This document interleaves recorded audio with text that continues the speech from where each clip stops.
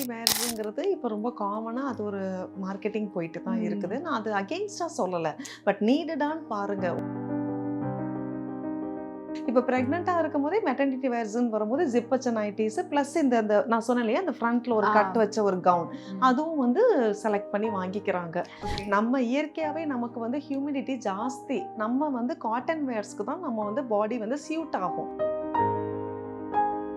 Scar வந்து heel ஆகணும். Surgery மூலமாக டெலிவரிங்கும் போது மினிமம் 2 இயர்ஸ்னே நான் சொல்லுவேன். மேக்ஸு 2 இயர்ஸ் கொடுங்க, மினிமம் 1 இயர் ஆகுது. ஹீலிங் வந்து கம்பல்சரி இருக்கணும். ப்ரெக்னன்சி டைமில் டயபெட்டிஸ்ன்றதுக்கு ஜெஸ்டேஷனல் டயபெட்டிஸ்னே பேரே இருக்குது. அது டெலிவரி ஆன 6 வாரத்தில் அந்த சர்க்கரையும் மறைஞ்சும் போயிடும்.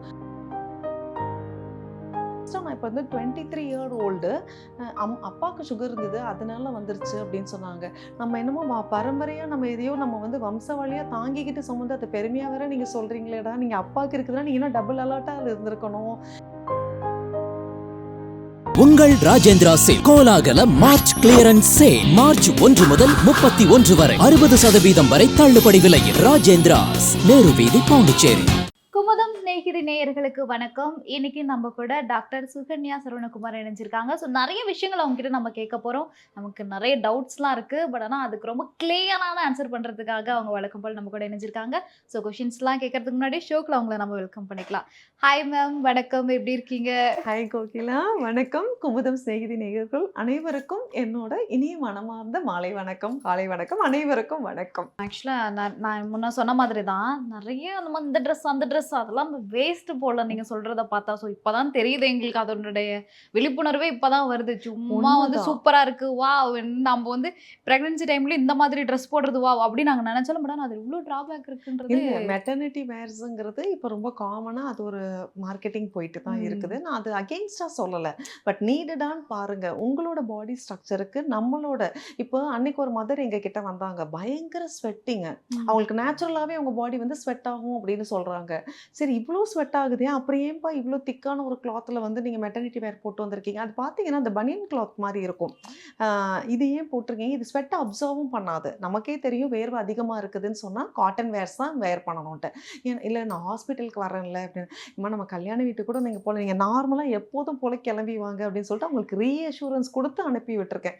ஸோ சின்ன சின்ன கரெக்ஷன்ஸ் நம்ம பண்ணாலே நமக்கு ரெஸ்பான்ஸ் கொஞ்சம் லேட்டர் ஹாஃபில் நமக்கு ஆஃப்டர் டெலிவரி இந்த மாதிரி கரெக்ஷன். அப்போ புதுசாக போயிட்டு நீங்கள் ட்ரெஸ் கோட்லேருந்து மாறுங்கன்னு சொன்னால் மாற்றுறது கஷ்டமாக இருக்குது.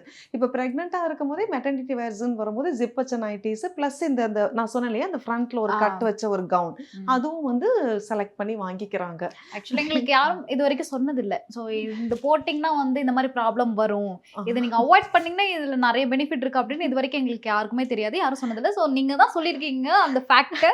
ஸோ இதுக்கப்புறம் எல்லாரும் அகைன்ஸ்ட் கிடையாது, திரும்ப அந்த கம்பெனிஸ் எல்லாம் கோச்சுக்காருங்க. அகைன்ஸ்டா சொல்லல மேம், அது ரியாலிட்டியே சொல்றீங்க நீங்க அகைன்ஸ்டா சொல்லவே இல்ல. அவங்க கண்ட்ரிக்கு ஏத்த மாதிரி அந்த குளிர் பிரதேசத்துக்கு ஏத்த மாதிரி திக்னஸ் மெட்டீரியல்ல கொடுத்திருக்காங்க. நம்ம இயற்கையாவே நமக்கு வந்து ஹியூமிடிட்டி ஜாஸ்தி, நம்ம வந்து காட்டன் வேர்ஸ்க்கு தான் நம்ம வந்து பாடி வந்து சியூட் ஆகும். இப்ப நம்ம தான் மாறிக்கிட்டு போயிட்டு இருக்கோம். அதுதான் நான் சொல்லிட்டு இருக்கேன். உடனே பாத்தீங்களா விட்டொன்னு போட்டீங்கன்னா அகைன்ஸ்ட் கிடையாது அப்படின்னு. Super ma'am. Okay ma'am. இன்னொருத்தங்க கேட்டிருக்காங்க ஆக்சுவலா என்னன்னா, அவங்க பிரெக்னன்சி டைம்ல 5th மந்த் இருக்கும்போது வந்து பனிக்குடம் அப்படின்னு சொல்லுவாங்கல்ல, ஸோ அது வந்து பிரேக் ஆயிடுச்சு. ஸோ அதனால சர்ஜரி மூலமா குழந்தை எடுத்தாங்க. அண்ட் அகெயின் என்னோட பிரெக்னன்சிக்கு வந்துட்டு எவ்வளோ டைம் எடுத்துக்கலாம் அப்படின்னு சொல்லி கேட்டிருக்காங்க. நான் கிளியராகவே சொல்லிடுறேன், மினிமம் 1 இயர் ஆகுது கேப் கொடுங்க. ஏன்னா ஸ்கார் வந்து ஹீல் ஆகணும். சர்ஜரி மூலமா டெலிவரிங்கும் போது மினிமம் 2 இயர்ஸ்னே நான் சொல்லுவேன். மேக்ஸு 2 இயர்ஸ் கொடுங்க, மினிமம் 1 இயர் ஆகுது. ஹீலிங் வந்து கம்பல்சரி இருக்கணும். ஆக்சுவலி அவங்களுக்கு இப்போ பனிக்கூட உடஞ்சி குழந்தை தொலைச்சிட்டு இருக்கிறதுனால ஒரு ஏக்கமும் ஆர்வமும் அதிகமாக இருக்கும். உடனே கன்சீவ் ஆகணும்னு தோணுமா இருக்கும்.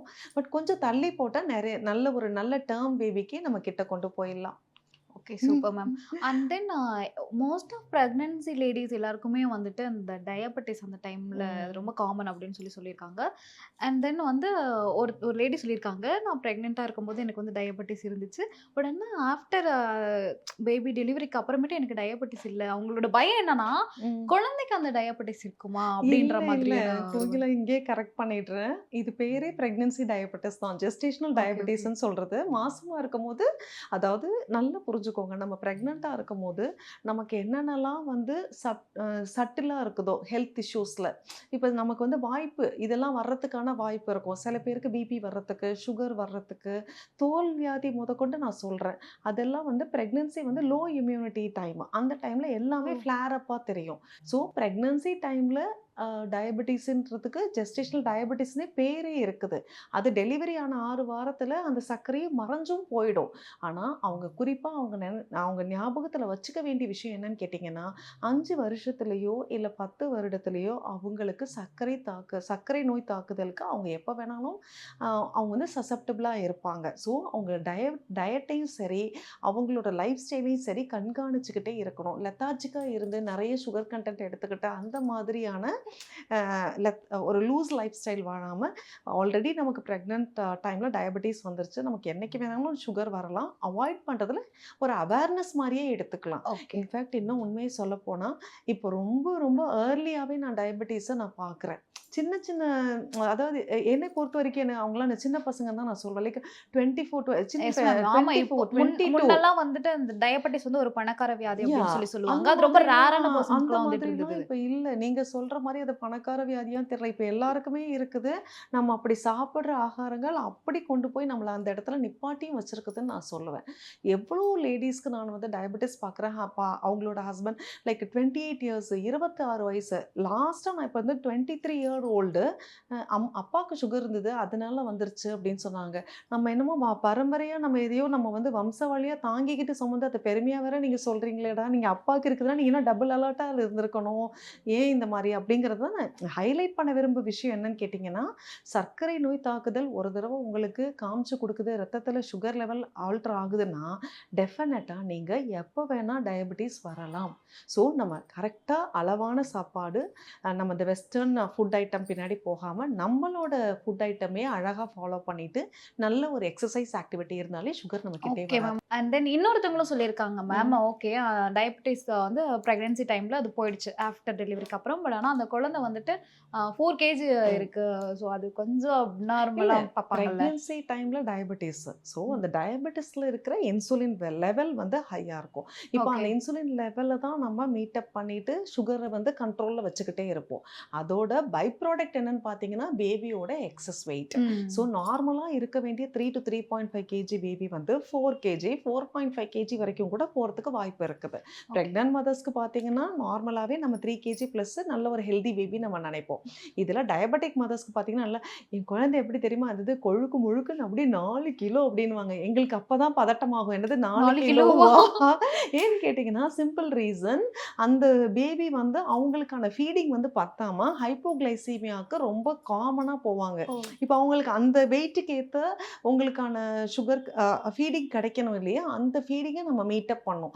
Meeting the demand of the பேபிங்கிறது ரொம்ப ரொம்ப இம்பார்ட்டன்ட். அண்ட் அந்த டயபெட்டிக் மதருக்கு பிறக்கிற குழந்தைக்கு சர்க்கரை நோய் தாக்குதல் வாய்ப்பு இமீடியட்டாக இல்லைனா கூட லேட்டர் ஹாஃப், நான் சொன்னது தான் இப்போ பரம்பரை வியாதி மாதிரி அது வந்துக்கிட்டே இருக்குது இல்லையா.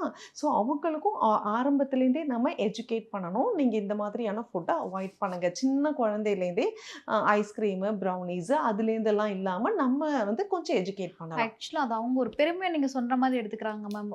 நல்லா புது புதுன்னு இருக்காங்க, கியூட்டு அப்படின்னு வந்துடுறாங்க. பட் ஆனால் அது நமக்கு பார்க்கும்போது தெரியும் அதுக்கு ஃபியூச்சரில் என்ன 2-3 இயர்ஸ்க்கு அப்புறம் அது எவ்வளோ பெரிய இஷ்யூ ஆகும் அப்படின்றது 100%. அதே மாதிரி அந்த இன்னும் என்னன்னு கேட்டிங்கன்னா அந்த ரெஸ்ட்ரிக்டட் ஆக்டிவிட்டீஸ்ன்னு சொல்லுவாங்க, ஃபிசிக்கல் ஆக்டிவிட்டீஸ் இல்லாமல் போயிடுச்சு. அப்போ இந்த டயபெட்டிக் மதர்ஸ்க்கு இருக்கிற குழந்தைகள் இன்னும் வந்து ஒரு ரெடியூஸ்டு ஃபிசிக்கல் ஆக்டிவிட்டியில் இருக்கும்போது இன்னும் அப்படியே செடென்ட்ரியாக ஒபீஸாக அதே மாதிரி கண்டினியூ ஆகும். அதையும் நம்ம பார்த்துக்கணும். Okay ma'am. உங்கள் ராஜேந்திரா சேல் கோலாகல மார்ச் கிளியரன்ஸ் சேல் மார்ச் 1 முதல் 31 வரை 60% வரை தள்ளுபடி விலையில். ராஜேந்திராஸ், நேரு வீதி, பாண்டிச்சேரி. மக்களின் நாடி துடிப்பை உணர்ந்த செய்தி தொகுப்புகள், அரசியல் களத்தை உற்று நோக்கும் கோணங்கள். உங்கள் குமுதம் நியூஸ் 24/7 லிங்க் டிஸ்கிரிப்ஷனில்.